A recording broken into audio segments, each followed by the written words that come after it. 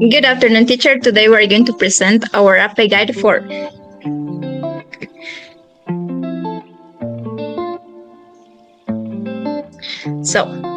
first, what is a lesson plan model? This is a structural framework that teachers use in order to organize or have all the activities in order. Okay, the first model is the 5B. This was developed in 1987 by Roger Bybee, and it has 5 stages. The first stage is engage, and in this part, the teacher catches the students' attention through engaging activities. Then we have explore stage. Here, the students look for information in different websites, or they search between the students in order to have information to do an assignment. Then we have in the explanation stage. Here, the teacher explains the topic, provide examples or definitions about what the students are going to learn. Then in the elaborate stage, the students put in practice all what they have learned after the teacher's explanation. And finally, in evaluate, the teacher checks the students' understanding of the topic through an assignment.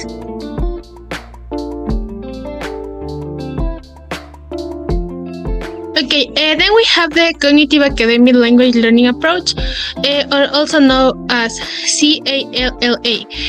Well, it is an instructional model for learning for second and foreign language learners that is based on cognitive theory and also research. The CALL integrates instruction in topics from the content curriculum, development of the language skills that are needed for learning in schools, and explicit instruction in using learning strategies for academic tasks. Well, it is important to mention that this model can be used in ESL and EFL, in bilingual, foreign language, and in general in educational classrooms. So, well, the stages of this model are 5, and these are preparation, that refers to the prior knowledge or predictions. Then we have the presentation, that in here, a teacher presents a problem, a situation, or an issue. Then we have the practice and application stage, in which students work. Then we have the self-evaluation, where students check some findings or their learning. And finally, we have the expansion, where students apply what they have learned. For example, homework, activities, or maybe some real-life issues. The next model is Mastery of Learning. This model was proposed by Madeline Hunter, and in her research, she showed effective teachers have a methodology when planning and presenting a lesson. Also, Hunter found that no matter the economic background of the students, it's important to take into consideration the following 8 stages. The first one is anticipatory set. This refers to engage the students' attention before the lesson. The next is objective and purpose. This refers to the teacher has to clearly state what the students will learn and why. The next is input. In this stage, a teacher presents new knowledge or skills through different methodologies. The next is modeling. In here, teacher demonstrates what the students will learn. The next is checking for understanding. This means that the teacher has to ensure a student comprehend the material. The next is guided practice. In here, students practice under the teacher's supervision. The next is independent practice. In here, students practice independently based on the teacher's activities. And finally, the closure. In here, the lesson is reviewed, or the teacher provides feedback to the students. Then we have EEI model, that is Essential Elements of Instruction model, that the author is the same as the previous one, Madeline Hunter, but the difference is that we have some stages that are a little bit more independent in order to develop the higher skills. Here we have the objectives, that they have to be smart, It means specific, measurable, achievable, realistic, and time-bounding. Then we have that the input, the teacher is going to employ teaching methods like lecture, demonstration, videos, and readings to develop the higher skill of the students. In modeling, teacher is going to provide an example about what he speaks about the students. Then we have check for understanding, in which the teacher is going to realize if the students are acquiring the knowledge that they should acquire. Finally, we have the guided practice, that is, it is going to take a little less of time to do this, and we're going to focus more in the independent practice. Finally, we have the closure, in which the students are going to show what they have learned. Okay, then we have the experiential learning, which is developed by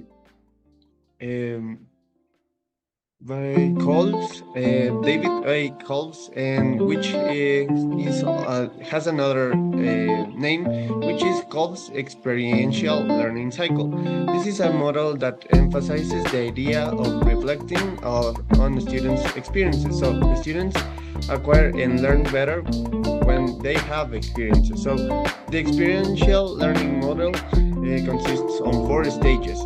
The first one, the concrete experience. This stage involves direct involvement in a real-world experience or activity. It could be anything from participating in a science experiment, engaging in a group project, or going on a field trip. The second one is reflective observation. After the students have the concrete experience, they are encouraged to reflect on what happened, what they observed, and how they felt during the experience, to then involves in an analysis, introspection, and identification of insights and lessons. Then we have the abstract conceptualization. In this stage, learners make connections between their experiences and the existing knowledge or theories. So in here, the students will apply like formulas, can apply like rules that underline principles, concepts, or theories necessary to carry on the next experience. That is the active experimentation, which is the final stage.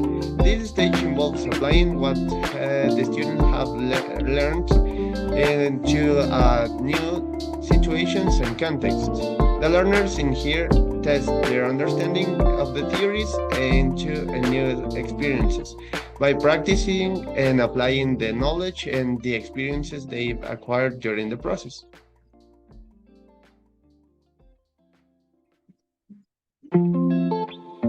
Finally, we have the Gagnon 9 events of learning. So it was developed by Robert Gagnon, and these are 9 events that address the mental condition necessary for learning.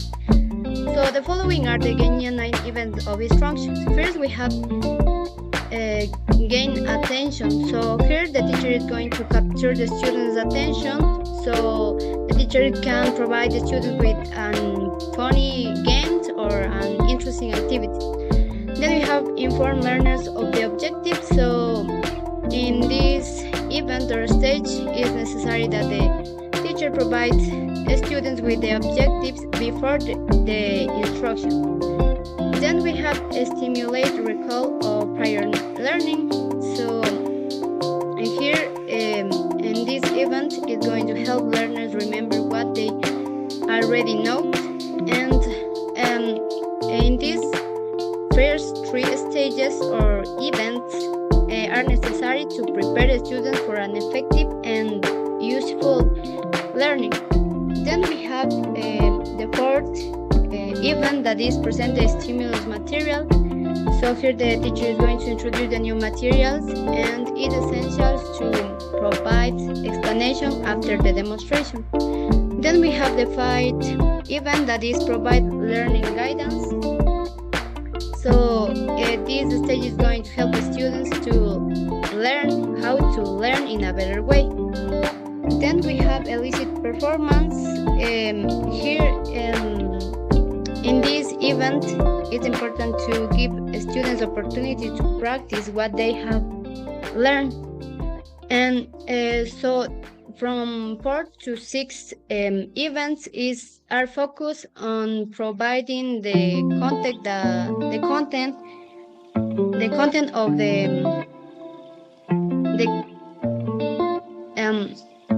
content of the lesson. Sorry. Then we have provide feedback, and in this event, the teacher is going to offer constructive feedback on their performance, and also the feedback is going to permit the students to correct and recognize gaps in their understanding. And then we have assess performance. So here the teacher is going to evaluate how well learners have learned the material, and it's important to vary the assessment because the students have learned different. And so from 7 to 8 are important to notice if the students have learned.